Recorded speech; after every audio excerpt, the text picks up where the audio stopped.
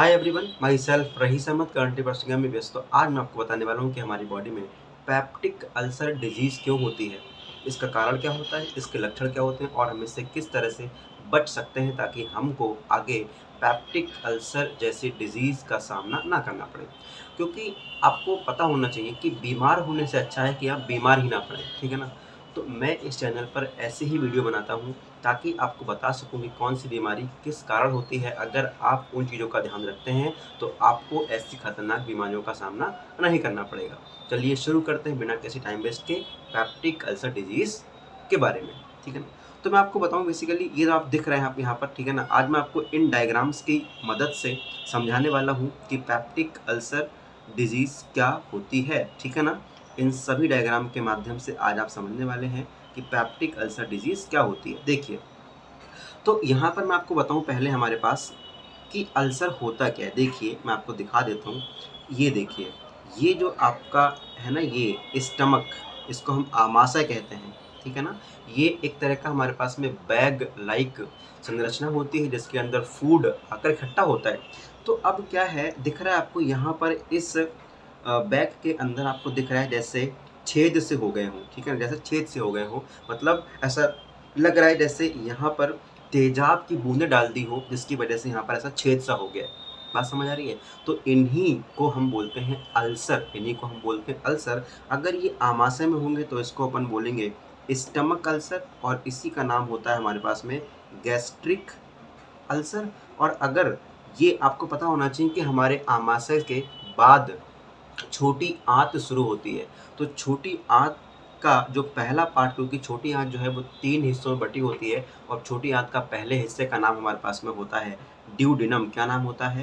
पहले हिस्से का नाम होता है ड्यूडेनम, ठीक है ना। तो अगर ये छिद्र हमारे पास, अगर ये अल्सर ड्यूडेनम में होगा तो उसको आप ड्यूडेनल अल्सर कह देंगे। तो ये अल्सर इस तरह का होता है। अब ये होता क्यों है? देखिए, देखिए ये वाला डायग्राम देखिए। आपने यहाँ से फूड खाया, ठीक है ना। वो कहाँ आता है? आपके आमाशय। ये वाला जो है ना आपका आमाशय है, और ये बड़ा वाला जो है वो आपका लीवर है। तो ये वाला जो पार्ट है ये बेसिकली आपका आमाशय है जहाँ पर आकर फूड आपका इकट्ठा होता है, ठीक है ना। अब अपन आगे बढ़ते हैं, बताता हूँ आपको ये क्यों होता है, ठीक है। देखिए, आपको पता होना चाहिए कि जब फूड हमारे आमाशय में आता है, मान लीजिए ये हमारा आमाशय, यहाँ पर फूड आ गया है, तो अब फूड को पचाने के लिए, ठीक है ना, मतलब फूड के पाचन के लिए यानी कि भोजन के पाचन के लिए हमारे स्टमक यानी कि आमाशय से कुछ अम्ल निकलते हैं, ठीक है ना। अम्ल, एसिड, जैसे जिसका नाम होता है हमारे पास HCl। और साथ में हमारे पास और एंजाइम्स निकलते हैं, ठीक है ना। यहाँ पर एक एंजाइम्स का मैं आपको नाम बताता हूँ, पेप्सिनोजन, ठीक है ना। ये एक तरह का हमारे पास एंजाइम है, और ये हमारे पास HCl एक अम्ल है। ये क्या करते हैं? ये हमारे फूड को पचाने में मदद करते हैं। और आपको पता है HCl जो है ना, आप समझ सकते हैं ये अम्ल है। और जैसे हमारा तेजाब जो होता है, तेजाब भी एक तरह का अम्ल होता है, वैसा ही HCl भी एक अम्ल होता है। तो आपको पता होना चाहिए, जैसे तेजाब अगर कहीं पर गिर जाएगा तो चीज़ों को जला देता है, ठीक वैसे ही HCl भी काम करता है। लेकिन तो आप कह सकते हैं कि जब ये हमारे पेट में HCl है तो हमको सामान्यतः हमेशा जलन क्यों नहीं होती है? तो मैं आपको बताऊँ, होता क्या है, जो आपका आमाशय जो होता है ना, उसके अंदर 4 लेयर होती हैं, ठीक है ना। उसके अंदर 4 परतें होती हैं, जिसमें से पहली वाली परत हमारे पास में होती है म्यूकोसा, ठीक है ना। पहली वाली परत का नाम होता है म्यूकोसा। मैं आपको क्या बता रहा हूँ, जैसे मान लीजिए ये मेरा एक क्या है, ये एक आपका आमाशय है। तो जहाँ पर ये जो है ना, ये फूड दिख रहा है आपको ना, फूड ये वाला, तो फूड के पास जो लेयर होगी, मतलब भोजन को जो लेयर टच करती है, जो परत टच करती है, उसका नाम होता है म्यूकोसा, ठीक है ना। अब ये म्यूकोसा लेयर एक तरह की ऐसी लेयर है जो आपके आमाशय को इस HCl से बचाती है, मतलब इस HCl के हार्मफुल, नुकसानदायक प्रभाव से बचाती है, ठीक है ना। इस यानी कि इसी की वजह से आपको सामान्यतः जलन महसूस नहीं होती है, ठीक है ना, इस HCl के आपके पेट में होने के बावजूद। लेकिन अगर क्या हो, किसी वजह से अगर ये आपकी म्यूकोसा लेयर डैमेज हो जाए, खराब हो जाए, तब ही क्या होगा, आपका जो HCl जो है ना, वो बेसिकली आपके स्टमक को हार्म कर सकता है, नुकसान पहुंचा सकता है। ठीक है ना। मतलब क्या है कि पेप्टिक अल्सर बेसिकली क्या है कि जब हमारी जो म्यूकोसा लेयर जो होती है वो अगर किसी कारणवश, हालांकि इसके कारण मैं आपको बताऊंगा अभी, अगर किसी भी कारणवश से अगर ये लेयर हमारे पास डैमेज हो जाती है, ठीक है ना, बेकार हो जाती है, तभी आपको पेप्टिक अल्सर होगा, क्योंकि HCl जो है एकदम तेजाब की जैसे काम करता है, फिर वो आपके आमाशय को नुकसान पहुंचाएगा। बात समझ आ रही है।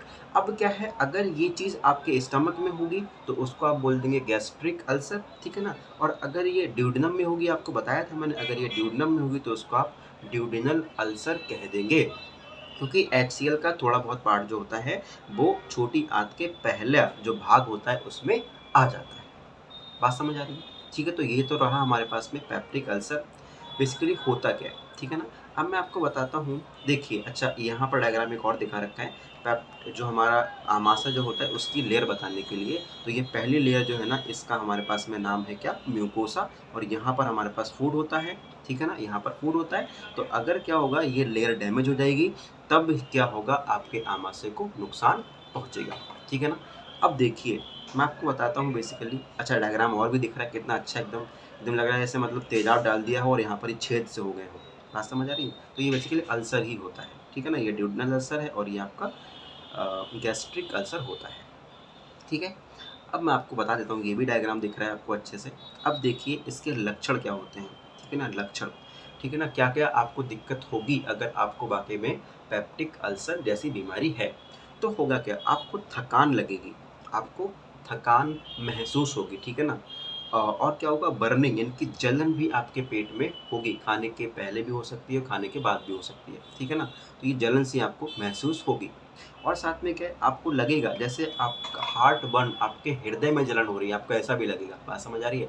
आपके आपके पेट में जलन तो होगी, साथ में आपको लगेगा कि, क्योंकि वो असर जो है ना वो आपके हार्ट तक आ सकता है, तो इसके लिए आपको लगेगा कि हमारा हृदय में जलन हो रही है। बात समझ आ रही है, मतलब आपका हार्ट बर्न भी होगा। और साथ में क्या है, आपको भूख कम लगेगी, लॉस ऑफ एपेटाइट, मतलब आपको भूख कम लगेगी, ठीक है ना। ये सारे लक्षण हैं अगर आपको पेप्टिक अल्सर होगा तब। और साथ में क्या है, आपको लगेगा जैसे उल्टी यानी कि वॉमिट, ठीक है ना, आपको बार बार वॉमिट भी आ सकती है, आपको उल्टी भी हो सकती है, ठीक है ना। और साथ में ये क्या है, नोजिया, इसका मतलब क्या है कि जैसे अपन बोलते हैं ना कि जी मिचला रहा है, मतलब मुझे वॉमिट यानी कि मुझे उल्टी आने की संभावना लग रही है, ठीक है ना। एक तो उल्टी आ जाए, ठीक है, तो वो तो हो गया वॉमिटिंग, आपको उल्टी भी आएगी, लेकिन क्या होगा, आपको बार बार लगेगा जैसे मतलब मुझे उल्टी आने की संभावना है, ठीक है ना, मतलब आपका जी मिचलाएगा, ठीक है। तो ये भी हमारे पास में इसी की कंडीशन होती है एक तरह की। और ये क्या है, ब्लोटिंग, ये क्या है हमारे पास, मतलब ब्लोटिंग का मतलब ये है, आपको जो आपका पेट है ना लगेगा जैसे भरा भरा सा है, मतलब थोड़ा सा एकदम गैस भर जाएगी आपके पेट के अंदर, ठीक है ना, जिसकी वजह से आपको अपना पेट थोड़ा सा लगेगा जैसे बड़सा गया है, मतलब ठीक है, बोलते हैं ना कि पेट में गैस बन गई है, ऐसा बोलते हैं ना, तो आपको क्या लगेगा, पेट में गैस भी बन जाती है इस कंडीशन के अंदर। और साथ में क्या है, आपको डकार ज़्यादा आएगी, ठीक है ना, आपको खट्टी खट्टी डकार भी आती हैं अगर आपको पेप्टिक अल्सर होता है तब, ठीक है ना। बर्पिंग का मतलब यही होता है। साथ में क्या है, वेट लॉस, आपका वेट लॉस यानी कि आपका वेट भी कम हो जाएगा, आप कमज़ोर हो जाएंगे, ठीक है ना, ये भी इसका लक्षण होता है। और साथ में क्या है, आपको पेन यानी कि दर्द तो आपको होगा, ये मैंने बता दिया है, ठीक है ना। तो आपको दर्द होगा, ये सारे के सारे जो है ना वो लक्षण होते हैं अगर आपको पेप्टिक अल्सर जैसी बीमारी है तब, ठीक है ना। अगर ये आपको लग रहा है तो आपको डॉक्टर से तुरंत संपर्क करना चाहिए। अब मैं आपको बताता हूँ इसके इसके कारण क्या होते हैं। इसका कारण जो है ना हमारे पास, इसका मेन कारण तो वैसे होता है एक बैक्टीरिया है, ठीक है ना। इसके इन्फेक्शन से आपको ये दिक्कत हो सकती है, क्योंकि ये बैक्टीरिया क्या करता है, अच्छा सुनिए, ये जो कारण है ना वो सभी कारण कहीं ना कहीं आपके आमाशय में यानी कि आपके स्टमक में पाई जाने वाली म्यूकोसा लेयर को डैमेज कर देंगे, ठीक है ना। तो जो हेलिकोबैक्टर पाइलोराई एक हमारे पास में बैक्टीरिया होता है, उसके इन्फेक्शन से भी आपको पेप्टिक अल्सर हो सकता है। बात समझ आ रही है, ठीक है ना भाई। तो ये इस तरह से काम करता है। अब ये हेलिकोबैक्टर पाइलोराई जो है ना, वो अगर किसी व्यक्ति के अंदर इसका इन्फेक्शन है, तो उसके छींक से भी, उसके सलाइवा से भी आपको इसका इन्फेक्शन हो सकता है। बात समझ आ रही है, ठीक है ना। और अगर आप कोई भी इन्फेक्टेड, अगर आप मतलब रखा रखाया खाना खा लेते हैं, तो हो सकता है कि उस पर इसका पहले से ही वो बैक्टीरिया मौजूद हो, और अगर आप खा लेंगे तब भी आपको इसका इन्फेक्शन हो जाता है, ठीक है ना।